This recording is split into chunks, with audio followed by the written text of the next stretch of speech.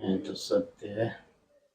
आएगी बुलावा तो जाना पड़ेगा, सर एक दिन तुझको झुकाना पड़ेगा। सादा ना रहा है, सादा ना रहा है, रहेगा जमाना किसी का, नहीं चाहिए दिल दुखाना किसी का। तो कहने का मतलब है, मैं बार बार कह रहा हूं, बार बार यही कहूंगा कि हो सके तो अच्छा करो भाई, किसी का बाधक मत बनो। मैं पहले भी एक वीडियो में बोल चुका हूं कि हमारा मन अगर साफ है तो मंदिर में जाने की जरूरत नहीं है।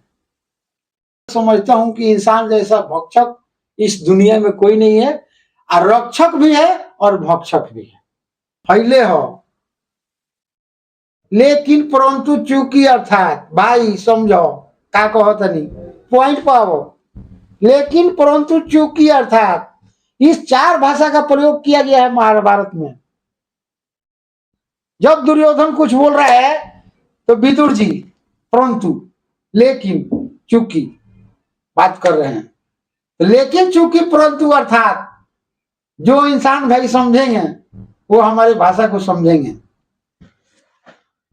बाकी आदमी को शायद समझ में आएगा कि नहीं भाई मैं नहीं बोलूंगा, ठीक है भाई, कुछ अगर हमसे गलती हुआ होगा बोलने में तो आप लोग भाई एक दोस्त समझ के क्षमा कीजिएगा। फिर हम लोग मिलेंगे। जय हिंद, भगवान की जय। देखिए भाई, हमनी का दुबई में बानी सो तो बैठल बैठल हमनी का कुछ अपना में बातचीत होला, टाइम पास करे के एगो जरिया हमनी का अपनौले बनी सो। जौना में एगो हमार भाई बारे मुन्ना जी, वहाँ का यूट्यूब बनावे के कुछ सामान खरीदले बनी, अपन चैनल बनौले बनी वहाँ का। तो रुआ लोग अगर हमनी के वीडियो देखा तानी है, देखेम जरूर रुआ लोगिन, देखेम लोगिन। अरे सब को लोग निम्ने वीडियो ना बनावे, हमनी के जितना बुझाता उतना बनावो तनी सब। तो चैनल के सब्सक्राइब करम लोगिन और लाइक करम लोगिन। हमनी के पार्ट टाइम कुछ बात करी ले सो, बाकी तो कुछ कहे के नहीं के। तो कहे के बाद आज कुछ हम ज्ञान भरी बात कहत नहीं, कोनो हम बहुत बड़ा ज्ञानी ना हई, संत ना हई, लेकिन जहां तक हो सके मतलब हमरा अनुभव मिलल बा केहू दूसरे से या कथा प्रसंग में। जब पेड़ जो होता है ना, पेड़, फल का पेड़ जो होता है ना, तो पेड़ का टहनी, पत्ता, पेड़ जब बड़ा, धीरे धीरे पेड़ जब बड़ा होता है, उसमें फल लगना जब चालू होता है तो पेड़ झुकने लगता है। यानी कि पेड़ में फल लगना और झुकना, झुकाव होता है। आज कलयुग में शायद कुछ इंसान हैं लोग कि धन संपत्ति उनके पास बहुत है, लेकिन वो उनके अंदर झुकाव का परिभाषा नहीं है, उनके अंदर झुकाव का कोई वो नहीं है। जैसे उनके पास कुछ पैसा संपत्ति हो गया, जैसे वो आकाश छू रहे हैं।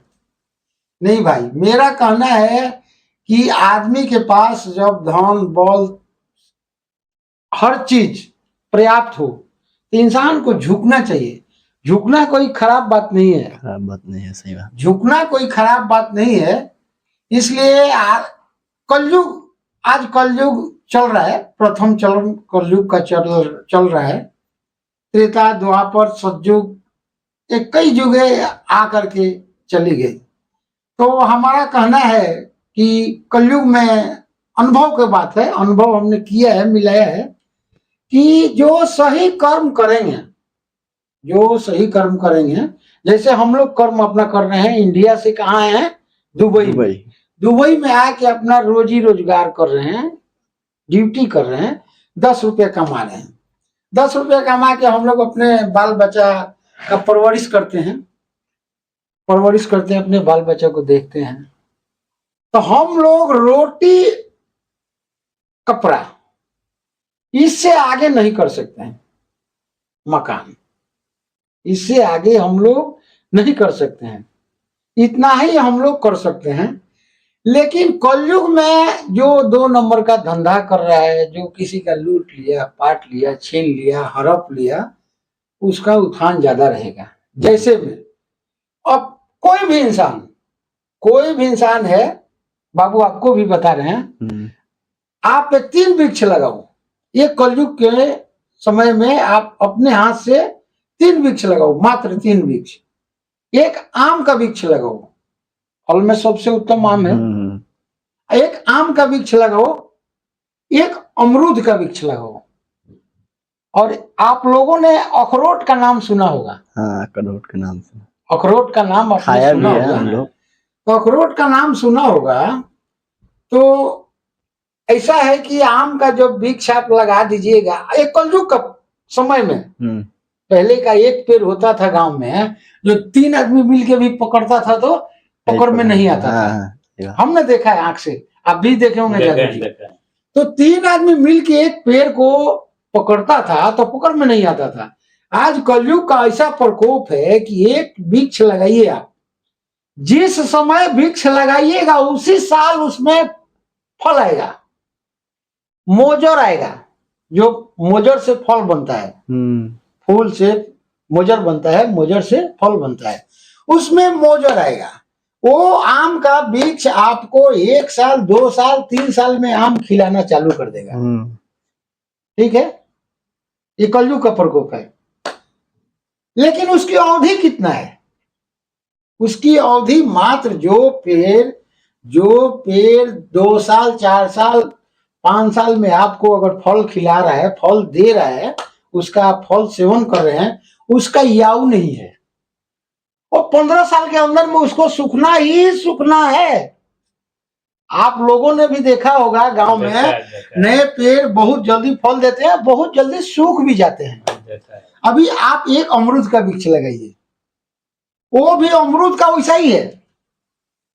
2 साल, 3 साल में, 4 साल में आपको फल देना चालू होगा, लेकिन 9 वर्ष से 12 वर्ष के अंदर में उसको सूखना ही सूखना है। लेकिन वही कलयुग के प्रकोप में, कलयुग का समय में, एक आप अखरोट का पेड़ लगाइए, वो 40 साल बाद आपको फल देना चालू करेगा।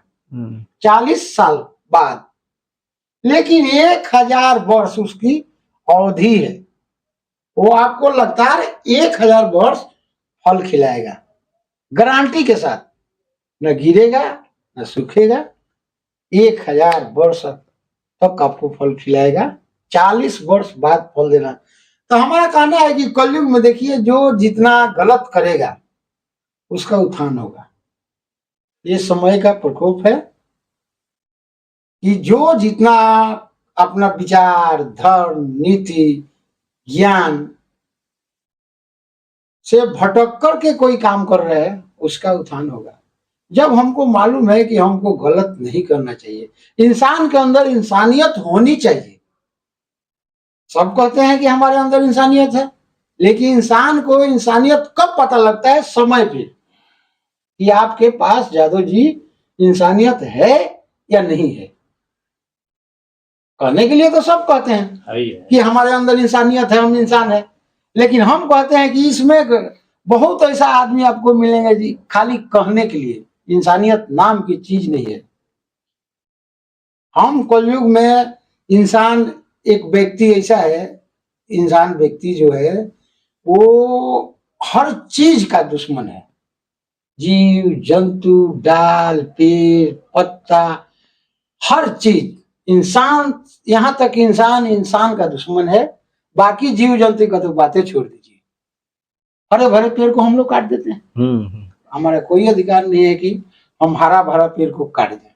जैसे जीव जंतु हम लोग भोजन में सेवन करते हैं, मुर्गा, मछली, अंडा, ये सब गलत बात है। ये हमारा धर्म नहीं कहता है, नीति नहीं कहता है, विचार नहीं कहता है कि हम किसी को हत्या करके मुर्गी का हत्या करें और खाएं, खसी का हत्या करें खाएं, ये गलत बात है। तो हम जहां तक समझता हूं कि इंसान जैसा भक्षक इस दुनिया में कोई नहीं है, और रक्षक भी है और भक्षक भी है। तो रक्षक बनो भाई, भक्षक मत बनो। हो सके तो किसी को मदद करो, सक्षम हो तो कोशिश करो कि मैं किसी का शायद काम ना आ सकूं तो किसी का कुछ बिगाड़ भी न सकूं। ये इंसानियत का रूल है। इंसानियत नाम का चीज यही है।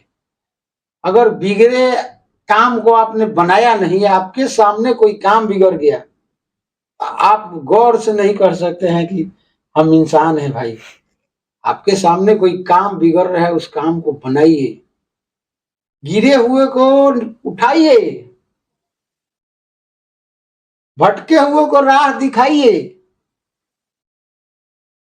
बाकी तो भगवान वही जो राम रुचि राखा, वो तो अचल है, होने को कोई टाल नहीं सकता है। ना हम टाल सकते हैं ना आप टाल सकते हैं। इसलिए भाई हम इंसान हैं, इंसान से कम मोहब्बत कीजिए। जीव जंतु से, आज इंसान से बेटर शायद जीव जंतु है। हम इंसान हैं, हो सकता है आपके साथ रहता हूं, वक्त आने पर मैं आपको भुला दूंगा। जब हमारा सीधा समय हो जाएगा, आपका टेढ़ा समय हो जाएगा ना, तो आपको हम भुला देंगे। इंसान का ये है, दस्तूर है। रामचंद्र जी पुरुषों में महापुरुष थे, यानी कि जिस इंसान के अंदर एक भी खामियां ना हो वो महापुरुष है। रामचंद्र जी जो थे पुरुषोत्तम, पुरुषों में महापुरुष रामचंद्र जी थे। तो पुरुष लोग, हम भी लोग तो पुरुष हैं, लेकिन पुरुष का जो कर्तव्य होता है वो हम लोग कर रहे हैं नहीं कर रहे हैं। क्यों भाई? अपने मार्ग से हम लोग क्यों भटक रहे हैं? जबको सबको मालूम है कि हम खाली हाथ आए हैं और खाली हाथ हमको जाना है। यादव जी, ये तय है। आप कुछ भी कर लो, आपके साथ कुछ भी जाने वाला नहीं है। फिर भी हम ऐसा क्यों कर रहे हैं? कृष्ण भगवान गीता सार में बोले हैं, व्यर्थ क्यों चिंता करते हो? व्यर्थ क्यों चिंता करते हो? क्या लेके आप आए थे, क्या लेके जाओगे, क्या आपका है? हम लोग का कुछ नहीं है यादव जी। नहीं, कुछ नहीं है। यहाँ तो आपका जो भी कथन है सत्य है। तो कहने का मतलब कि बाप बेटा दादा परदादा ये सब क्या है, एक हम लोग रोल कर रहे हैं। पिक्चर जो आज हम लोग देख रहे हैं, सीरियल देख रहे हैं, पिक्चर में सीरियल में यही चीज दिखाता है। पिक्चर सीरियल में तो हम लोग अपने अपने परिवार के साथ, अपने अपने समाज के साथ एक पिक्चर बनाते हैं। वो पिक्चर में हमारा रोल कैसा है वो निभाते हैं, वो हम लोग करते हैं। वही निभाते हैं, हम लोग रोल निभाते हैं। ये रोल जो है ना, सही रोल निभाइए। हमारा कहना है कि सही रोल निभाइए तो हुआ, लेकिन हम लोग सही रोल नहीं निभा रहे हैं। जिंदगी एक किराए का घर है, एक दिन न एक दिन बदलना पड़ेगा। ये तो सत्य है। आएगी बुलावा तो जाना पड़ेगा, सर एक दिन तुझको झुकाना पड़ेगा। सादा ना रहा है, सादा ना रहा है, रहेगा जमाना किसी का, नहीं चाहिए दिल दुखाना किसी का। तो कहने का मतलब है, मैं बार बार कह रहा हूं, बार बार यही कहूंगा, कि हो सके तो अच्छा करो भाई, किसी का बाधक मत बनो। मैं पहले भी एक वीडियो में बोल चुका हूं कि हमारा मन अगर साफ है तो मंदिर में जाने की जरूरत नहीं है। मन रे चंगा कठौती में गाना। जैसे कहा गया है, मन है चंगा तो कठौत में गाना। कठौत समझते हैं ना? तो हमारा मन अगर साफ है, पवित्र है, ठीक है, तो हमको मंदिर कोई जाने का कोई जरूरत नहीं है। लोग कहते हैं कि घर में माधव पिता जब घर ही बा तो गंगा नहा के का हुई। इसको भी हम लोग गाना में गाते हैं। थोड़ा भक्ति भजन में मैं रहता हूं और कीर्तन प्रसंग में भी रहता हूं थोड़ा। शायद समाज से कुछ मुझे सीखने को मिला है, जिससे मैं कुछ अनुभव किया हूं। शायद आप लोग के सामने भाई कुछ गलत अगर मैं बोला या बोला हूं तो उसको भाई आप लोग वीडियो के माध्यम से बुरा नहीं मानने का। कोई बड़ा मैं संत नहीं हूं। हमको जितना ज्ञान है, जितना देले बारो ज्ञान उतना धैले बनी ध्यान। ये भी गाना हम लोग गाते हैं कि भगवान जितना देले बारो ज्ञान, ज्ञान ज्ञान ज्ञान बुद्धि, जितना देले बारो ज्ञान हम उतना धैले बनी ध्यान।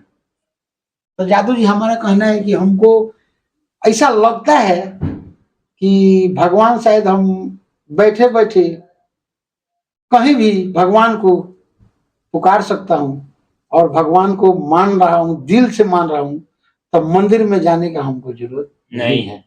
क्योंकि हम लोग गृहस्थ आश्रम, सबसे बड़ा आश्रम होता है गृहस्थ आश्रम, जो अपने परिवार के साथ सदैव मतलब अपना कृषि में है, चाहे ड्यूटी में है, चाहे कोई रोजगार में है, रह करके अगर भगवान को नित दिन सुबह शाम जब भी आपको टाइम मिलता है, अगर भगवान को आप थोड़ा याद करते हैं, सबसे बड़ा पूजा वही है। वही इसलिए मुन्ना जी, बोलिए जी। हमारा कहना है, क्या कहना है कि भाई साहब हो सके तो अच्छा करी, हो सके तो अच्छा करी। अभियो कहता नहीं आ कोबो कहे बरले बात ठीक के हो, बरले बात ठीक के हो, फैले हो, लेकिन परंतु चूकी अर्थात भाई समझो का कहता नहीं पॉइंट पाओ। लेकिन ये तनवीस की बेलरी, ये तनवीस की बेलरी, गुरु अमृत का खान, शीश दिए जो गुरु मिले तो भी सस्ता जान। तो आए हैं सो जाएंगे, आए हैं सो जाएंगे, राजा रंग फकीर एक सिंहासन छोड़ चले, एक बंधे जंजीर, तमन मुई न तमुआ, तमन मुई न तमुआ, मर मर गयो शरीर, आशा तृष्णा नाही, मरो कह गए दास कबीर। प्रेम से बोल दी शंकर। इन परंतु चूकी अर्थात इस चार भाषा का प्रयोग किया गया है महाभारत में। जब दुर्योधन कुछ बोल रहा है तो विदुर जी परंतु, लेकिन, चूकी बात कर रहे हैं। तो लेकिन, चूकी, परंतु अर्थात जो इंसान भाई समझेंगे वो हमारी भाषा को समझेंगे। बाकी आदमी को शायद समझ में आएगा कि नहीं भाई मैं नहीं बोलूंगा, ठीक है भाई, कुछ अगर हमसे गलती हुआ होगा बोलने में तो आप लोग भाई एक दोस्त समझ के क्षमा कीजिएगा, फिर हम लोग मिलेंगे। जय हिंद।